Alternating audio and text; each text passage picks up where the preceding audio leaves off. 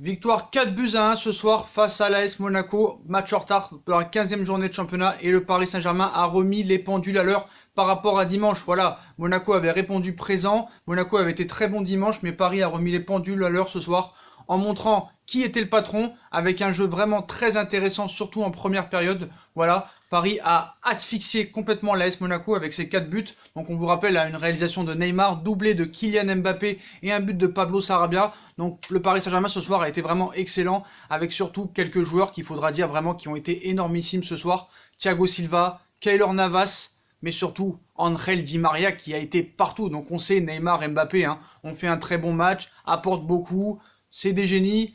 Voilà, il n'y a pas à dire. Mais vraiment, Di Maria, ce soir, il a été partout. Il a été exceptionnel. Passeur décisif, il défend, il se retrouve à gauche, il se retrouve à droite. Il a 25 poumons. Angel Di Maria était exceptionnel ce soir. C'est l'homme à tout faire du Paris Saint-Germain. C'est l'homme le plus fiable. Il n'est jamais blessé. Il est toujours bon. Il est toujours bon, voilà, meilleur passeur du championnat, et vraiment ce soir c'est à souligner que vraiment Di Maria est indispensable, et qu'il y en a un des 4 qui devrait sauter, c'est sûrement pas lui. Voilà, Di Maria vraiment exceptionnel. Je voulais parler de Keylor Navas aussi qui a fait 3 arrêts énormissimes, voilà, on va dire, ouais mais regarde il a raté son sortie sur le but de Bakayoko, non mais il a été extraordinaire, il a été vraiment exceptionnel, et si ça continue comme ça, voilà, il n'y a pas de raison que ça se passe mal.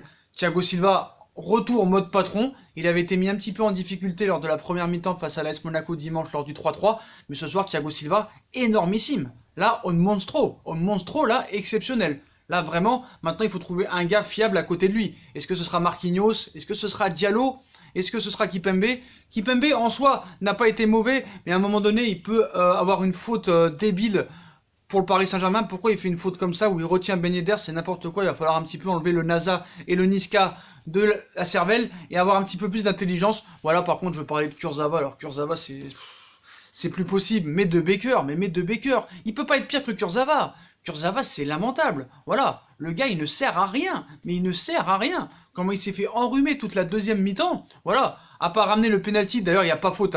Dans la faute où il subit sur le penalty Neymar, il n'y a pas faute. Voilà. Donc voilà, Dagba, bon, c'est pas pire que Meunier, c'est pas moins bien. Le mec, il fait son match, voilà. Après, Gay, bah je l'ai pas trouvé bon du tout. Kwasi non plus, voilà, le milieu pour moi a été absent. Et l'entrée, coaching gagnant pour une fois de Tuchel, quand il fait rentrer Verratti et Sarabia, bah pour le 3e but, magnifique passe de Verratti pour Pablo Sarabia qui finit le 3-1. Voilà. Après, bah 4-1, Kylian Mbappé qui met un doublé, qui améliore ses stats. Neymar qui a fait un très bon match, sérieux, repli défensif. Bon, Mauro Icardi, 2 matchs d'affilée sans marquer. D'ailleurs, c'est la première fois depuis qu'il est au Paris Saint-Germain que ça lui arrive. Voilà, parce que depuis que Madame Wanda ne met plus de photos à poil, bah, le mec ne marque plus. Donc, Wanda, tu sais ce qu'il te reste à faire. Donc voilà, Icardi était très énervé d'ailleurs de sa sortie parce que voilà, il était très mauvais. Il n'a pas touché de ballon. Je crois qu'il a touché à peine 25 ballons en 2 matchs contre l'AS Monaco. Mais voilà, je pense que vraiment, Paris ce soir a été très sérieux. Et on a vu Thomas Tuchel sur le banc, excité comme jamais, un petit peu ridicule mais voilà convaincant parce que voilà le gars vraiment était impliqué, il voulait pas prendre de but, on l'a vu quand Paris a pris ce but à la fin, bah il a frappé sur le banc, vraiment il était très énervé, il voulait que Paris fasse le match parfait. Donc on peut lui accorder quand même son coaching gagnant en faisant rentrer Pablo Sarabia et Verratti, voilà c'est indéniable. Quand Verratti fait la passe pour Sarabia, c'est normal qu'on donne des louanges sur son coaching, voilà. Après, bah voilà, le milieu de terrain, bah, c'est un problème, parce que Gay n'arrive pas à retrouver son meilleur niveau. Kwasi, ce n'est pas un milieu de terrain, c'est un défenseur central, donc est-ce qu'il manque de repères? Je sais pas. Mais voilà, sinon, le Paris Saint-Germain vraiment a été sérieux, a très bien joué. Ce pressing tout-terrain, attaque directe, récupération de balles très vite, mais Di Maria, c'est incroyable. Imagine, t'as 11 Di Maria sur le terrain, les gars ne respirent plus à côté. Et tu peux pas tenir à ce rythme-là, c'est incroyable, vraiment incroyable. Mais moi, ce que je voudrais dire, c'est un petit peu sur l'équipe type. Donc déjà, moi, je pense que à l'avenir... Bon, je voulais parler aussi de la VAR. Avant de parler de la suite, la VAR, c'est plus possible. Donc déjà, l'arbitrage, c'est une catastrophe. Parce que tu vois, sur le but de Sarabia, ni Neymar, ni Sarabia sont hors-jeu. T'as même pas besoin de VAR pour regarder s'il y a hors-jeu ou pas. Mais en plus, ils mettent 5 ans pour prendre une décision. Donc déjà qu'ils sont nuls sans VAR, même avec la VAR, ils sont encore plus nuls. La VAR a littéralement tué le football. Donc certes, pour les erreurs, c'est utile. Mais voilà, en Angleterre, ça prend 1 seconde. En France, ça prend 20 ans. Attends, le but de Mbappé, tu le vois qu'il n'y a pas hors-jeu. Bah tu siffles, il n'y a pas hors-jeu. C'est terminé, tu valides le but. Pareil sur Sarabia, il n'est pas du tout hors-jeu. Pourquoi tu mets 2 heures à valider le but? Voilà, donc non seulement la VAR tue le football, mais en plus c'est des incompétents qui sont aveugles. C'est pas normal, c'est pas normal. Voilà, pour parler aussi du Paris Saint-Germain, je pense que vraiment ils font un latéral, hein. Tu peux pas rester comme ça. Ou sinon mets De Baker, parce qu'apparemment Kurzawa est en discussion avec Arsenal, mais voilà, je sais pas comment tu peux le vendre avant la fin de son contrat, mais Kurzawa ce n'est plus possible, ce n'est pas un joueur de foot. Bernat est indispensable et t'as pas de remplaçant. Mets Baker ce soir, mets De Baker, t'as rien à perdre. Il peut pas être plus mauvais, c'est pas possible, sinon ce serait inadmissible. Voilà, ce serait inadmissible. Voilà, bonne rentrée de Verratti et Sarabia, d'ailleurs Verratti qui a pris son carton jaune, hein. Mais vraiment, j'ai vu un Tuchel impliqué, donc il en était un peu ridicule. Il avait un petit peu la pression, un peu le stress, je sais pas pourquoi. Est-ce que Leonardo lui a parlé? J'en sais rien. Mais voilà, ce soir, je l'ai trouvé vraiment très très nerveux, le gars. Il voulait que Paris fasse le match parfait, donc c'est louable. Mais voilà, je pense que vraiment dans cette équipe, il y a des joueurs indispensables. Maintenant, on le sait, hein. Bon, Thiago Silva, j'attends toujours de voir pendant les gros matchs, notamment contre Dortmund. Mais ce soir, vraiment, un roc, un mur, un mastodonte, une brique. Une pierre. Thiago Silva, je tiens à souligner son match ce soir extraordinaire. Et vraiment, Paris, tu vois qu'il y a un nouvel état d'esprit. Tu le sens, tu le sens. Par contre, dans la gestion de Tuchel, par exemple, Neymar, tu vois qu'à chaque fois qu'il prend des coups, même s'il en rajoute un petit peu, il est toujours par terre, t'es toujours inquiet. Quand tu gagnes 3 buts à 0 à 20 minutes de la fin, mais sors-le. Sors-le. Voilà, dimanche, par exemple, contre Lorient, t'as pas besoin d'Mbappé, t'as pas besoin de Neymar. Il faut dire la vérité. Il va falloir... T'as encore 9 matchs à jouer. Si tu te qualifies dans toutes les compétitions, tu as encore 9 matchs à jouer. Alors que Dortmund, eux, n'ont même pas repris encore. Donc voilà, à un moment donné, il va falloir gérer. Tu le sais qu'ils vont lui casser la jambe quand tu mènes 3-0, 4-0 très vite dans le match.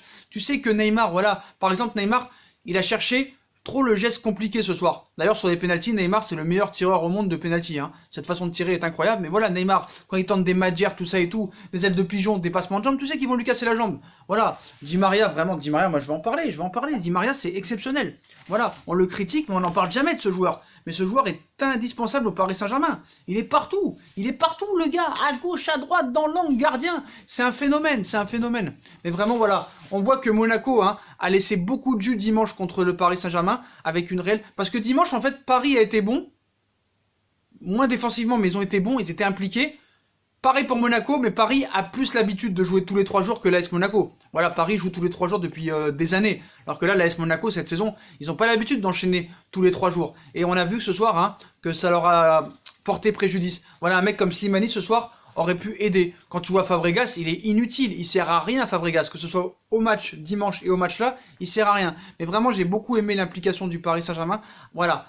Par rapport au mois de janvier dernier, où vraiment on traînait la patte, on menait 1-0, on s'arrêtait complètement de jouer. Là, tu vois que depuis 2 mois, 4-0, 4-0, 6-1, 6-1, 4-1, voilà, ça continue, ça veut marquer tout le temps. On fait comme si le match était à 0-0 alors qu'on mène 3-0. Et ça, je trouve ça très bien, l'état d'esprit du Paris Saint-Germain.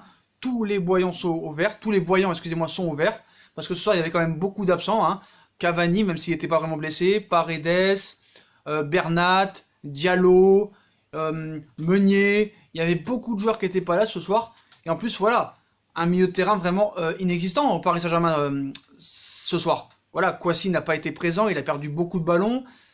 Idrissa Gueye, bah, il n'arrive pas à re-rentrer dans le moule, hein, il n'arrive pas à re-rentrer. Donc voilà, et puis je tiens vraiment à voir, et je me pose la question, qui va jouer à côté de Thiago Silva? Est-ce qu'il va laisser Marquinhos au milieu de terrain? Est-ce qu'il va garder ce 4-4-2 avec la méforme d'Icardi qui met plus un pied devant l'autre depuis 2 matchs? Voilà. Tu peux pas sortir Di Maria, c'est impossible. Tu peux pas sortir Mbappé, tu peux pas sortir Neymar.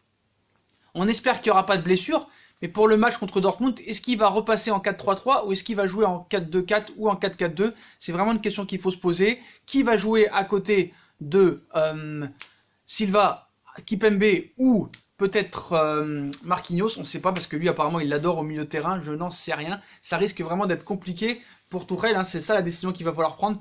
Mais voilà, s'il y en a un des 4 à enlever pour l'instant, c'est Icardi. Après, le problème d'Icardi, c'est que voilà, s'il a un ballon devant la surface, il va le mettre le but. Alors peut-être que Mbappé, il va lui en falloir 2-3 pour qu'il les mette. C'est ça le problème. Voilà. Mais on est encore très loin de ce match contre Dortmund. Il reste quand même 34 jours. C'est encore long. Il peut y avoir des blessés, tout ça et tout. Donc c'est pour ça que la gestion va être très importante. Dimanche, il va falloir faire reposer des joueurs. Tu joues tous les soirs à 21 h. D'ailleurs, Tuchel s'en est plein. Donc voilà. Vraiment, il va falloir gérer, mais en tout cas, l'état d'esprit irréprochable, l'envie de jouer, la détermination, ce pressing, attaquer, tout le monde ensemble, tout le monde s'entend bien. Je trouve ça très louable. Tourelle est impliqué, même s'il est ridicule, il est impliqué, tu le vois sur le terrain, il a pris beaucoup de notes. Voilà, maintenant tout le monde est impliqué. Quand tout le monde est impliqué, quand tu vois Leonardo descendre juste avant le match devant le stade, sur le terrain, ça prouve beaucoup de choses. Voilà, il y a de la communication, il y a de l'entraide, tout le monde joue ensemble, tout le monde se fait des passes, plus personne ne joue personnel, et je trouve ça vraiment très très très bien pour la suite des événements. Donc voilà, et Paris doit rester dans cette optique-là, et vraiment maintenant il va falloir faire mieux pour gérer. Voilà, des joueurs doivent sortir, par exemple comme Neymar à 20 minutes de la fin quand tu mènes 3-0, je pense qu'il faut vraiment faire ça. Sinon, il peut y avoir des problèmes. Voilà, surtout contre des petites équipes qui sont des rageux et qui peuvent te casser la jambe. Voilà, d'ailleurs, contre Lorient, c'est tout à fait le match où il ne faut pas mettre Neymar du tout. Et voilà, ce soir, top niveau. Donc, l'homme du match pour moi, hein, à 100%, Di Maria. Deuxième, Thiago Silva, monstrueux. Troisième, Navas. Puis les flops, hein, Kouassi, Gay. Voilà, Kouassi, Gay et bien sûr Mauro Icardi, hein, qui a vraiment été inexistant ce soir. Puis voilà, bravo le Paris Saint-Germain. Donc voilà les postos. Je vous souhaite une bonne vidéo à tous. Dans 2 jours, c'est mon anniversaire, donc je vais faire une vidéo spéciale là-dessus. Donc voilà, c'est la folie. 29 ans, au bois. Voilà les postos, mais le Paris Saint-Germain ce soir est au sommet. Premier de la Ligue 1, 8 points d'avance. Très bonne équipe ce soir et on espère que ça va continuer comme ça. Voilà les postos, dites-moi en commentaire ce que vous avez pensé de ce match. Dites-moi vos flops, dites-moi vos tops. Et puis moi je vous souhaite une très bonne vidéo à tous et à très vite pour une nouvelle vidéo les postos. Tchuss!